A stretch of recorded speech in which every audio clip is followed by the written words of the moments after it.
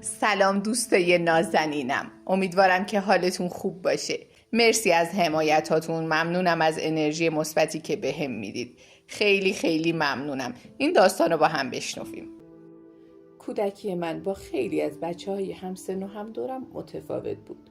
روزگار عجیب و غریبی نصیبم شده بود که بابتش بارها ناشکری کردم و حتی خودمم نمیدونم برای ناشکری کردن حق داشتم یا نه. مادرم یه زن ساده روستایی بود که چیز زیادی از همسرداری و غیره نمیدونست.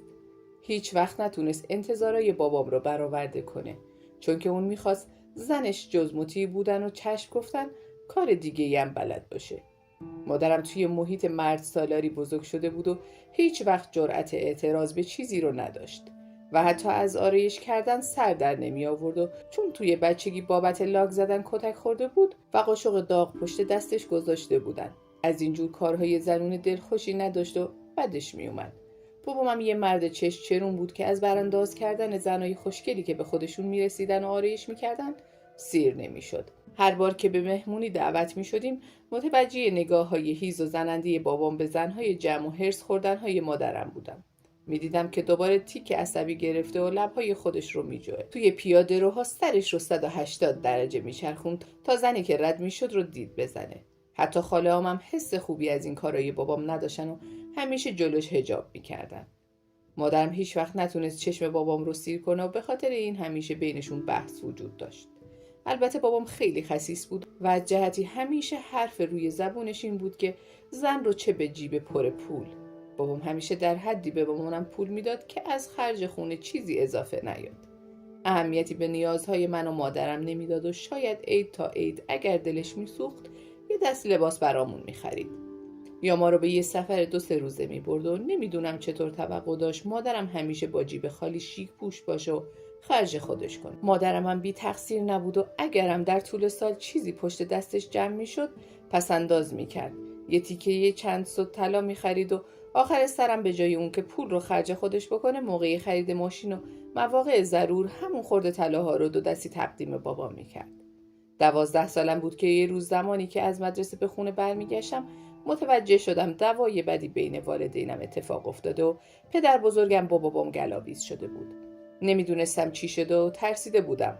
مادرم هم اونقدر حالش بد بود جواب درست حسابی به من نمیداد و با تشر منو از خودش دور میکرد. لابلای حرفاشون و صحبتهایی که نثار همدیگه میکردن متوجه شدم که بابام به مامانم خیانت کرده و بابا بزرگم اون رو با یه زن دیگه دیده بود. بابا بزرگم علیرغم همه غرور و مردسالاریاش اجازه نمیداد تا زمانی که زنده از هیچ کدوم از داماداش چنین جرأتی به خرج بدن و سراغ زن دومی یا معشوقه برن. همون روز دست مامانم رو گرفت و با خودش برد. مامانم هم که نمیتونست رو حرف پدر بزرگم حرف بزنه باهاش رفت و من رو با خودش نبرد.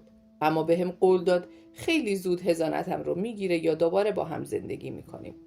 روزها به امید اون که مامانم برگرده میگذروندم و هر روز و هر بار که کسی در خونه رو میکوبوند با آرزوی برگشتن مامانم در رو به روش باز میکردم.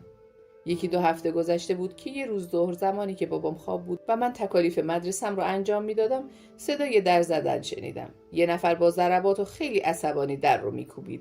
اولش ترسیدم در رو باز کنم و بابام رو بیدار کردم. بابام بیدار شد و چند تا ناسزا حوالی اون کسی که در میزد کرد و به سمت در حیاط رفت. از پنجره نگاه کردم ببینم کیه که تا این حد بی اعصاب هست و اینطوری در میزنه که چشمم به یه زن افتاد که فقط باطنش رو عمل نکرده بود.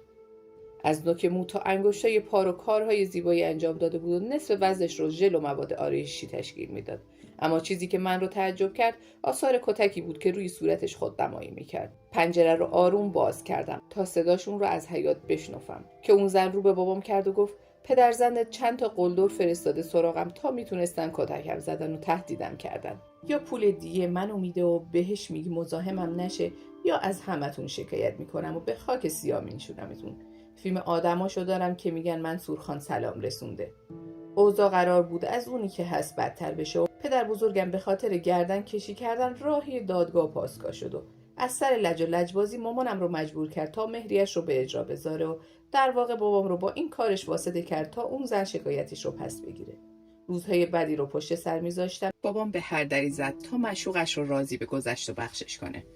تا مجبور نباشه زیر بار مهریه بره. با اون همه رفت و آمد و تماس‌های 24 ساعته بابا بزرگم در نهایت از شکایتش خلاص شد و چون در مورد طلاق و مهریه گرو کشی کرده بود مجبور شد مادرم رو به خونمون برگردونه.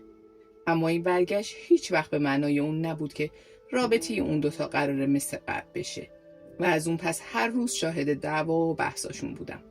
بعد از اون ماجرا خانوادم تا حد زیادی من رو نادیده میگرفتن و بیشتر اوقات در حال بحث سر چیزای کوچیک و بیارزش بودن که اونا رو از همدیگه دور میکرد.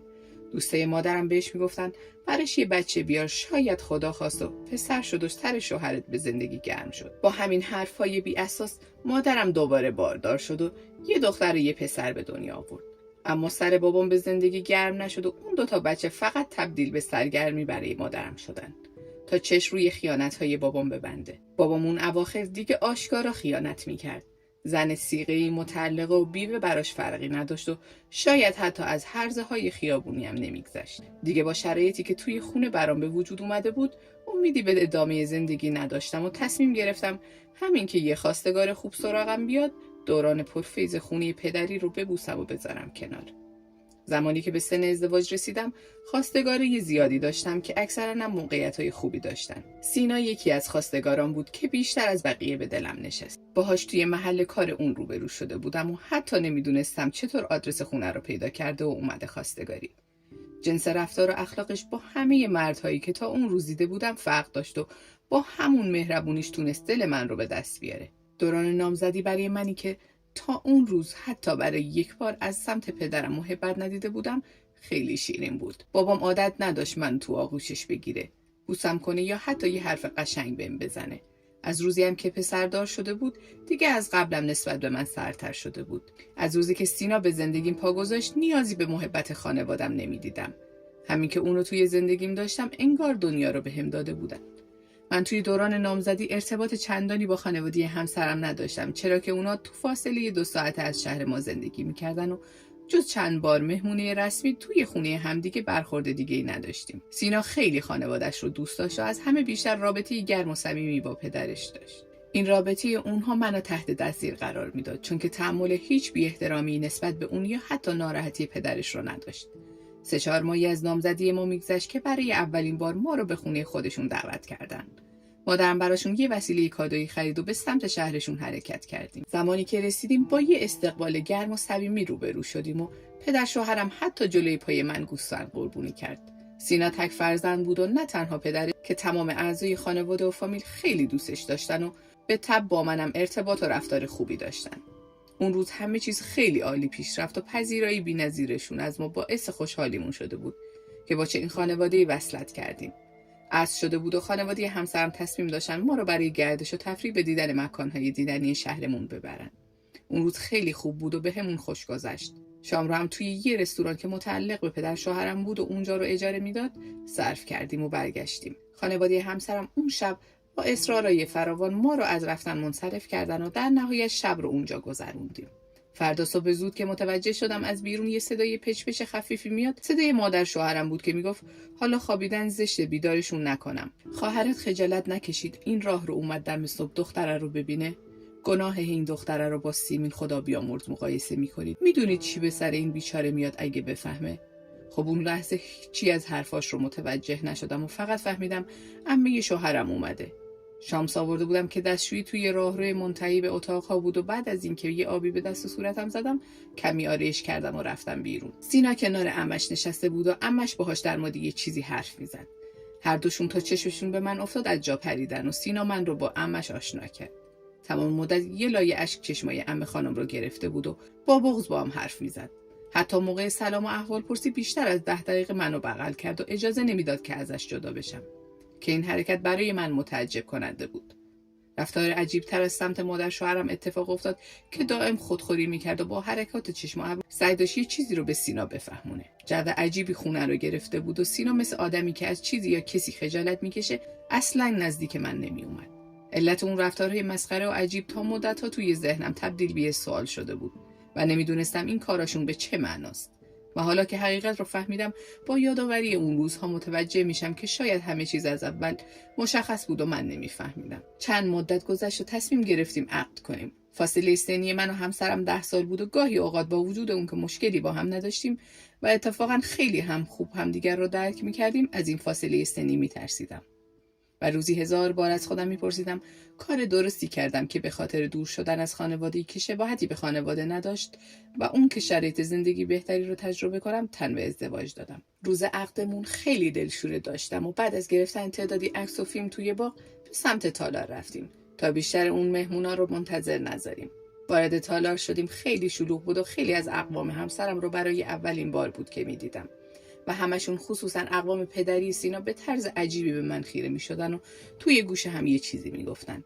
آرایش مدل موهام خیلی خوب شده بود و فکر نمی کردم به خاطر ظاهرم باشه، اما حس بدی از اون نگاه ها می گرفتم. یکی از دخترعمه های همسرم تازه از خارج از کشور اومده بود و توی مراسممون هم حضور داشت. اون شب بعد از جاری شدن خطبه عقد اومد بهمون تبریک گفت و کادو داد و یهو انگار که از دهنش پریده باشه رو به سینا کرد و گفت چقدر شبیه سیمینه. توی اون شلوغی و حس خوبی که از عقدمون داشتم زیاد اهمیت ندادم که چی میگه. بعد از دادن هدیه‌اش به من یه چیزی توی گوش همدیگه گفتن که توی صدای بلند آهنگ متوجه نشدم چی گفتن و با اومدن عکاس دیگه کلا فراموش کردم.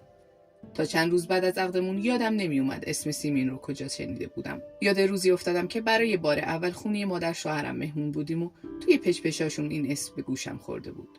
تصمیم گرفتم از زیر زبون مادر شوهرم بیرون بکشم که سیمین کی است که بی مقدمه نمیتونستم حرف بزنم و تصمیم گرفتم این موضوع رو به موکول کنم.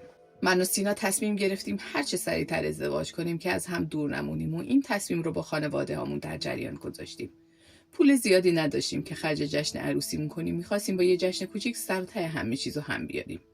پدر شوهرم خیلی من رو دوست داشت و خودش خرج عروسی رو به خاطر من قبول کرد. من زیاد به این جور محبت‌ها عادت نداشتم چون که هیچ وقت از پدرم محبت ندیده بودم. اما پدر شوهرم همیشه تا من رو میدید بغلم میکرد و پیشونیم رو میبوسید. بابام اصلا از این رفتار خوشش نمیومد و همش بهونه می آورد که این مرد مریض جنسیه و تو هم لباسای راحت میپوشی. بهش نخ میدی وگرنه تا حالا یک بار من رو در آغوشت نگرفتی یا حتی داداشت رو نبوسیدی.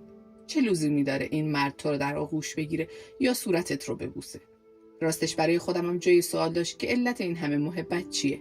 اما چون باهاشون توی ساختمون زندگی میکردم نخواستم بد دل بشم. 1 سال به این منوال گذشت و پدر شوهرم گاه و بیگاه به خونه ما که طبقه بالای خونه خودش بود میومد و هر بار بلا استثنا من رو بغل میکرد. من که دیگه خودم رو به بیخیالی زده بودم، اما افکاری که پدرم توی سرم فرو میکرد باعث شد تا در مورد این مسئله با مادر شوهرم صحبت کنم. اون روز زمانی که از پله پایین رفتم و وارد خونه پدر شوهرم شدم، مادر شوهرم پرسید کی اومده و پدر شوهرم در جوابش گفت سیمینه. هنگ کرده بودم و یه جورایی انگار به دلم افتاد که این سیمین یه ربطی به تمام این محبت‌ها داره و همونجا خودم رو به آب و آتیش زدم که مجبورشون کنم همه چیز رو اعتراف کنن. گفتم تا زمانی که مشخص نشه سیمین کیه و دلیل این همه محبت و آغوش گرفتن‌های طولانی چیه اینجام، وگرنه جوابم رو نگیرم برای همیشه از این خونه میرم.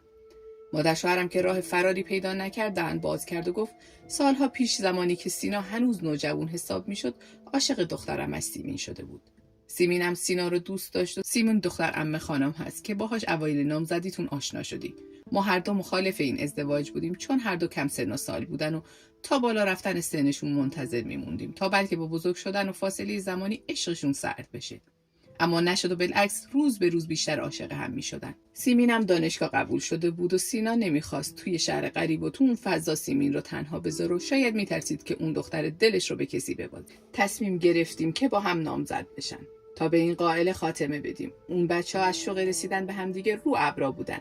اما یه روز زمانی که سیمین از دانشگاه با اتوبوس به شهرمون برمیگشت، اتوبوسی که سوارش بود تصادف کرد و آتیش گرفت. توی اون اتوبوس که تبدیل به یک کوری آتیش شده بود زنده سوخت و حتی جسدش هم نتونستیم پیدا کنیم.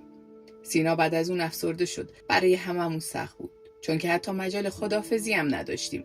اما سینا 10 سال این درد رو توی سینه‌اش تحمل کرد و هر بار که اسم ازدواج رو می آوردیم تهدید به خودکشی میکرد تا اینکه تو رو دیده بود و از شباهت زیادی که به سیمین داشتی تصمیم به ازدواج با تو گرفت. مادر شوهرم عکس سیمین رو از وسایل قدیمی سینا آورد تا به من نشون بده. مثل سیبی که از وسط 2 نیم شده باشیم، سیمین و من شبیه هم بودیم و خودم هم از اون همه شباهت متعجب موندم.